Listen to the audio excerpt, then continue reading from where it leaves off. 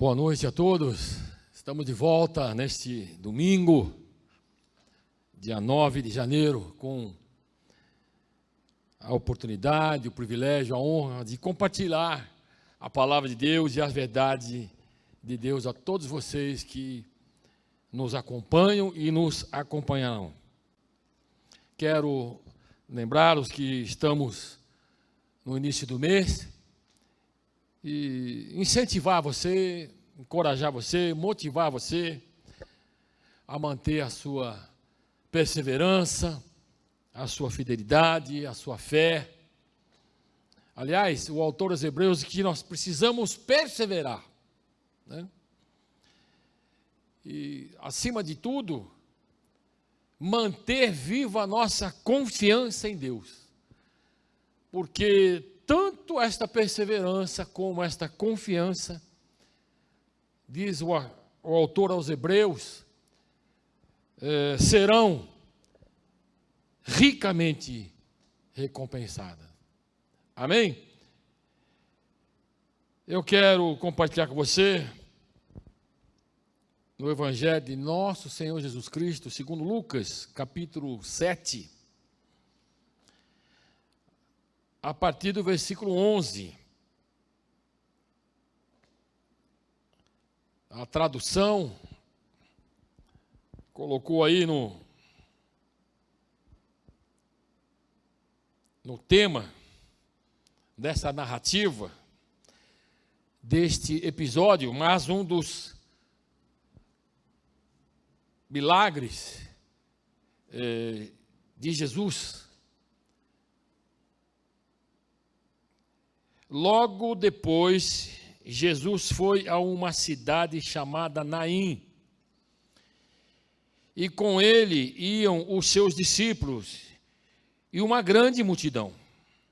Ao se aproximar da porta da cidade, estava saindo o enterro do filho único de uma viúva, e uma grande multidão da cidade estava com ela. Ao vê-la, o Senhor se compadeceu dela e disse: não chore. Depois aproximou-se e tocou o caixão, ou no caixão.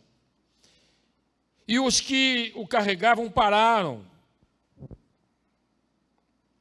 Jesus disse: jovem, eu lhe digo, levante-se.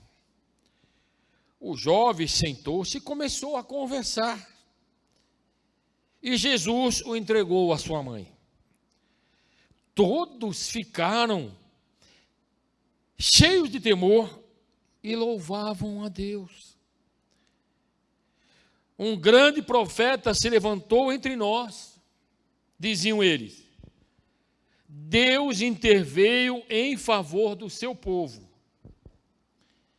Estas notícias sobre Jesus espalharam-se por toda a Judéia e regiões circunvizinhas. Amém? Vamos orar. Querido Deus e Pai, aqui está um dos 35 milagres que foram registrados pelos evangelistas, pelos apóstolos, Senhor. E que o Senhor nos dê da sua graça. Que tenhamos, Senhor, a capacidade de compreensão, entendimento, para entendermos, Senhor, esta mensagem. O que realmente aconteceu nesta narrativa. Que possamos trazer, Senhor, estas lições e essas verdades para a nossa vida, hoje e para todo sempre. Amém. Amém.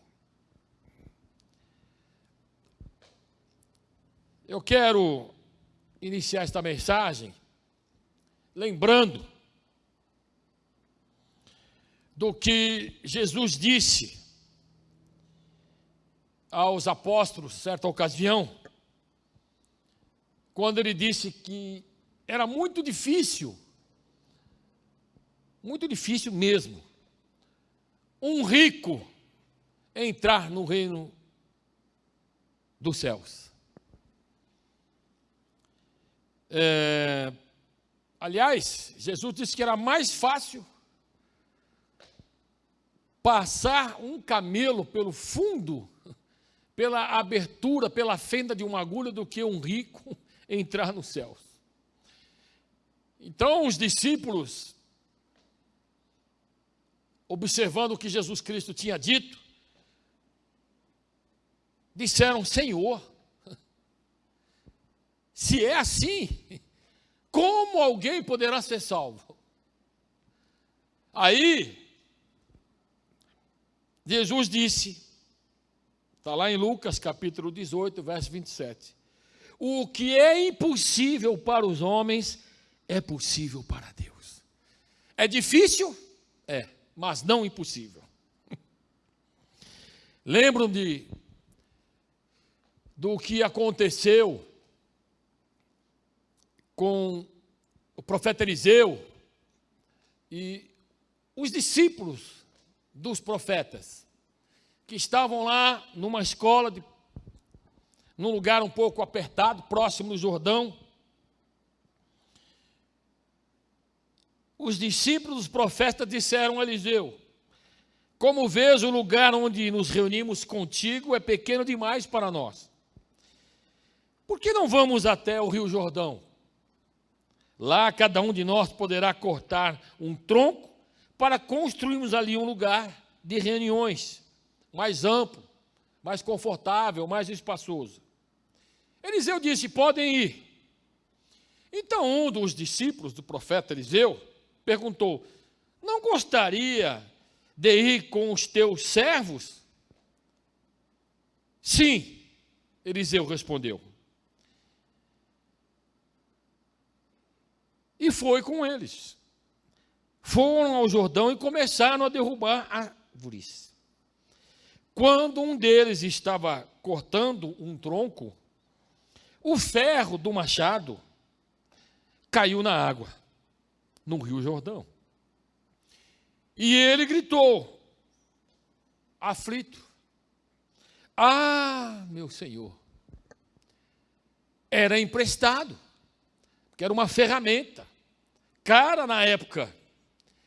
Nem todos tinham recursos para adquirir esta ferramenta, no caso, um machado. E este discípulo havia emprestado este machado de alguém, e o ferro do machado, na hora que estava cortando a árvore, caiu no Rio Jordão. O homem de Deus perguntou: onde caiu? Quando ele lhe mostrou o lugar, Eliseu cortou um galho e jogou ali, fazendo o ferro flutuar. E disse: pegue-o.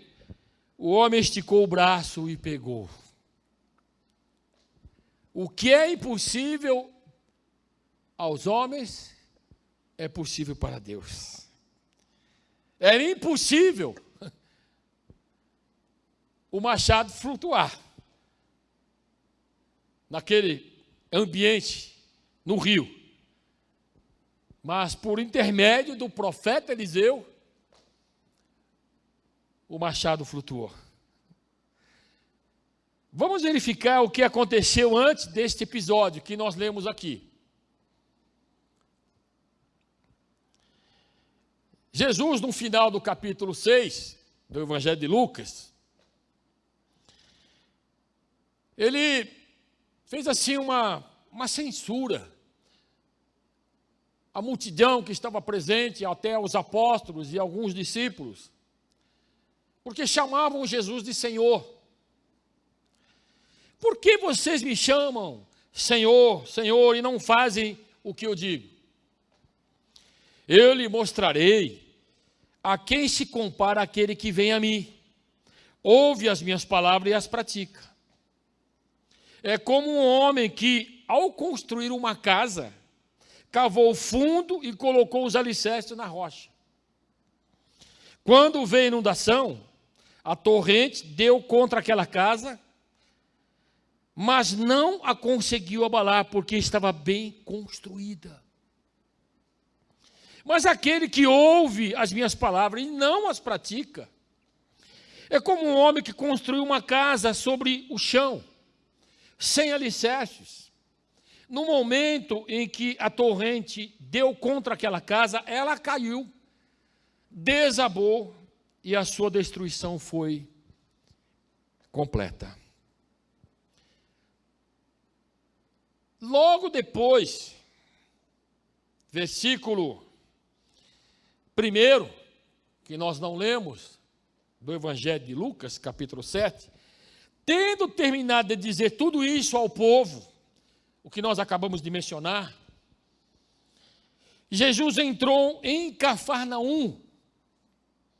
Ele estava em Cafarnaum, entrou em Cafarnaum.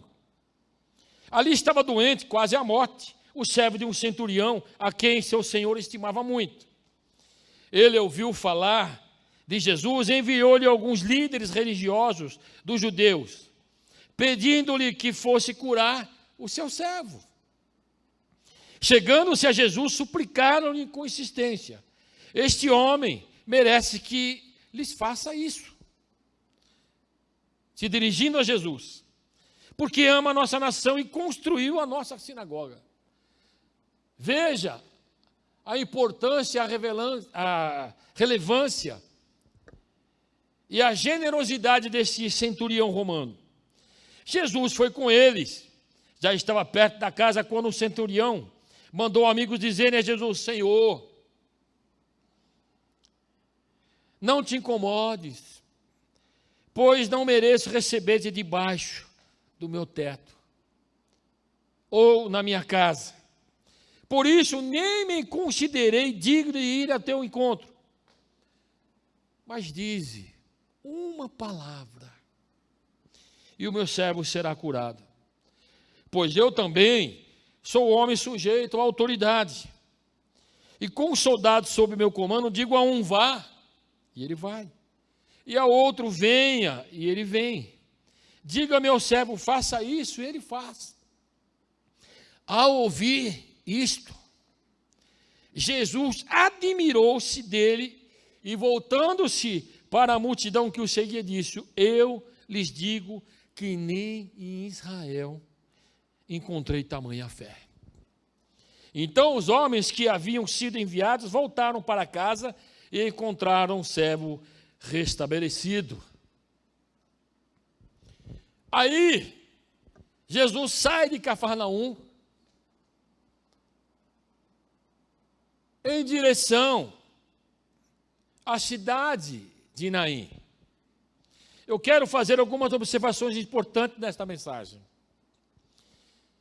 Em primeiro lugar, nos momentos de desânimo,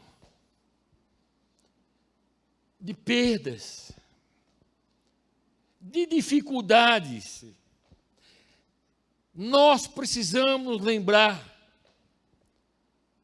do que Jesus fez a esta mulher viúva na cidade de Naim. Eu quero dar aqui uma breve sinopse deste milagre, deste capítulo 7, de Lucas. Lucas mostra, querido, que Jesus, parando uma procissão fúnebre e trazendo milagrosamente um rapaz morto de volta à vida. Mas há muito mais a ser entendido na situação. Com todos os milagres, mas sobretudo nesse, o contexto é vital para compreendermos o que realmente ocorreu. Essa cidade de Naim era um vilarejo agrícola na época de Jesus, aninhado ou estabelecido no sopé do Monte Moré, que definia a margem ocidental do Vale de Israel. A cidade propriamente dita ficava fora, e isso é importante, do caminho mais trilhado, ou do caminho principal da região. O acesso se limitava a uma única, o que nós chamamos de estradinha. Na época de Jesus, aquele assentamento, no caso a cidade, era bem pequena. E era uma cidade, segundo os estudiosos, relativamente pobre. E ainda continua assim desde aquela época. Houve ocasiões que a cidade de Naim tinha apenas 34 residências. E um total de 189 pessoas. Mais de 2.000 anos passaram-se e hoje a população de Naim é cerca de 1.500 habitantes apenas. Pode ser, queridos, que em algum momento, você que está me ouvindo poderá se sentir assim, como esta viúva, triste, machucada, até mesmo pequena, insignificante, sem muita importância, fragilizada ou fragilizado, diante de situações que acontecem. Mas eu quero dizer para você, Deus está atento a todas as circunstâncias da nossa vida. Amém? Segundo lugar, eu vejo aqui, queridos, há muitas mensagens que foram pregadas sobre este milagre, sobre essa narrativa. A multidão alegre, contagiante que estava com Jesus, e a outra multidão que estava no funeral do filho único de uma viúva. Mas eu quero dizer algo assim, que pelo menos o Espírito Santo me indicou para este momento, para esta mensagem. Lucas, querido, começou o seu relato observando que Jesus estava em Cafarnaum, no dia anterior, onde ele curou o servo do centurião romano. Depois, somos informados que no dia seguinte, o Senhor foi para a cidade de Naim, acompanhado por um grande grupo de discípulos, como nós vemos aqui. Essa sequência, queridos, é muito importante. Cafarnaum ficava a cerca de 50 quilômetros de Naim. Outra observação. Ficava a 50 quilômetros ao mar, ao norte do mar da Galileia. A 180 metros abaixo do nível do mar. Isso é a cidade de Cafarnaum, onde Jesus estava e tinha realizado aquele milagre de curar o servo do centurião romano.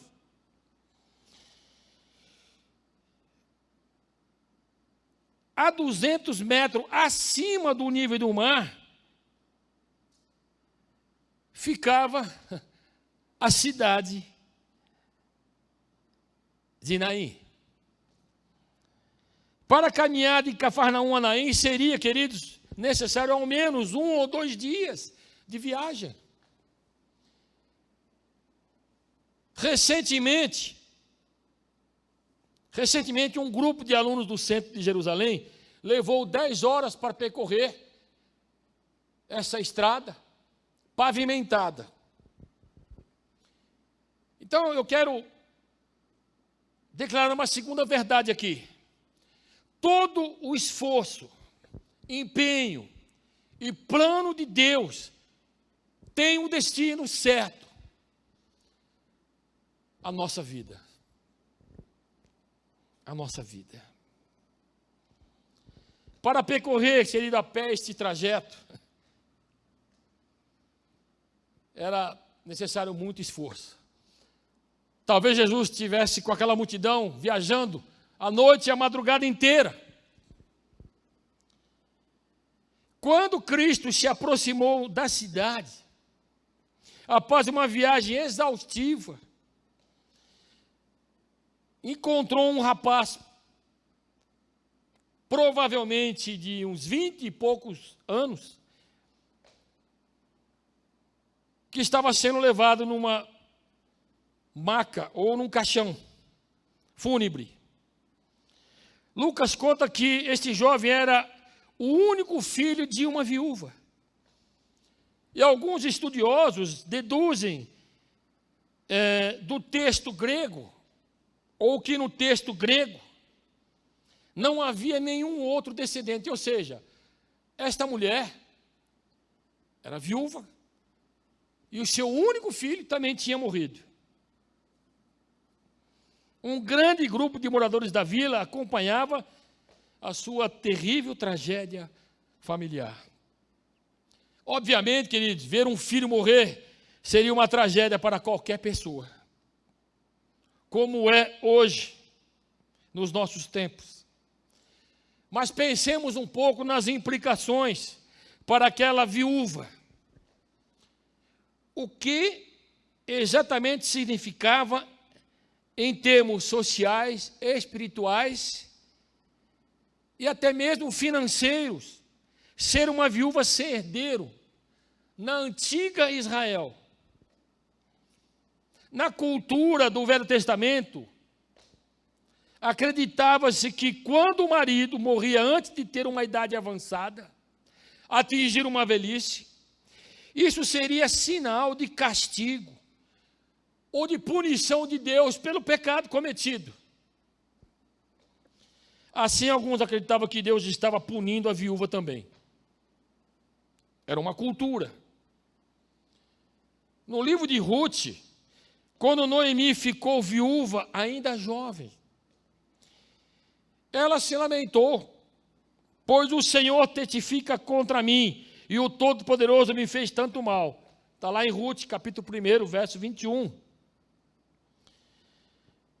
Não apenas, querido, havia a dor espiritual e emocional, mas aquela viúva da cidade de Naim também teria de enfrentar a dificuldade, quem sabe até uma ruína financeira, até mesmo a possibilidade de ela padecer necessidade, ou até mesmo morrer de fome. No casamento, a mulher era designada à família do marido para a proteção financeira. E se ele morresse, ela ficava aos cuidados do filho herdeiro.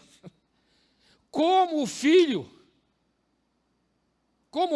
o único herdeiro daquela viúva, estava morto, ela estava no fim da linha em termos financeiros. Se o filho tinha 20 e poucos anos, ela era provavelmente de meia idade, morando num vilarejo, num pequeno vilarejo agrícola, isolado, estando então espiritual, socialmente, financeiramente carente e ameaçada. Então eu disse, querido, tudo isso para dizer para você que todo o esforço, todo o empenho, toda a dedicação, todo o plano de Deus tem um destino certo, a nossa vida. Eu me lembro quando Jesus estava saindo da sinagoga e foi até a casa de Pedro. Chegando lá, foi um encontro até exaustivo, porque ele estava ensinando aos mestres da lei e ao povo daquela sinagoga. Ele sai, quando chega na casa de Pedro, encontra a sogra de Pedro enferma, doente, ardendo, trêmula de febre. Jesus toca nela, segura pela mão, levanta, e no mesmo instante ela é curada e passa a servir a Jesus. Jesus podia descansar, repousar, depois de um dia ativo, de atividades, de ensinar, de expulsar demônio, de curar enfermos, de purificar leprosos. Disse que a cidade trouxe até a presença de Jesus, à frente da casa de Pedro, pessoas que estavam doentes, endemoniadas, pessoas que estavam sofrendo de vários males, e Jesus ficou ali a noite inteira, curando aquelas pessoas. Veja o esforço, o empenho, a dedicação, o plano de Deus, para alcançar a minha e a sua vida. Diga amém. Em terceiro lugar, para a gente encerrar esta mensagem, o texto revela que Deus vê, que Deus se compadece e que Deus libera uma palavra para esta mulher. Está no versículo 13. Ao vê-la, o Senhor se compadeceu dela e disse: não chore. Aleluia. Por mais, querido, inspirador que seja este acontecimento, esta história, este milagre, ele deve ser muito mais do que uma história interessante ou pitoresca da Bíblia para mim e para você. Jesus, querido, confirma, sem sombra de dúvida, indiscutivelmente, que ele, como Deus, conhecia a viúva, pobre, fragilizada, triste, esquecida, carente. É justamente quando nos sentimos, queridos, esquecidos, ou desprezados, ou atingidos pelas coisas da vida, é que devemos nos lembrar que Jesus foi ajudar aquela viúva em seu momento de maior necessidade. E ele virá, querido, nos auxiliar e nos ajudar também, diga amém. Eu intitulei essa mensagem, nem tudo está perdido. Nem tudo está perdido. Além disso, queridos, uma segunda lição que podemos aprender com nosso Senhor Jesus Cristo é a importância de ajudarmos e abençoarmos as pessoas ao nosso redor. Muitos do nosso círculo de influência, seja espiritual, seja familiar, poderão desanimar de tempos em tempos. E seria muito importante você dizer às pessoas que, por alguma razão, estão desanimadas e foram atingidas pelas coisas da vida, estão passando por um momento difícil, quem sabe de perdas, situações que angustiam e fragilizam a alma, o espírito e o coração. Mencionar a história que aconteceu neste vilarejo agrícola da pequena cidade de Naim. Que Deus abençoe você. Tenha certeza que tudo o que Deus faz, seu esforço, seu empenho, sua dedicação, seu plano, tem o destino certo à nossa vida. Que nesses momentos, queridos, difíceis, de perda, de desânimo, de fragilidade, de dificuldade, possamos nos lembrar do que Deus, através de Jesus Cristo, o seu Filho unigênito, fez àquela mulher e ao filho daquela mulher, trazendo da morte para a vida. Amém? E nos lembrando também, como nós dissemos, Deus está olhando para cada um de nós. Deus continua se compadecendo, se enchendo de compaixão por mim e por você. E Ele está dizendo para mim e para você, não chores. Há um milagre a caminho. Há uma bênção maior esperando por mim, por você e por todos nós. Que Deus abençoe você rica e abundantemente.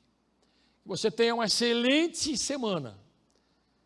E que na próxima quarta-feira, dia 12, estejamos todos aqui para ouvir a palavra de Deus com o bispo Fernando Firmino.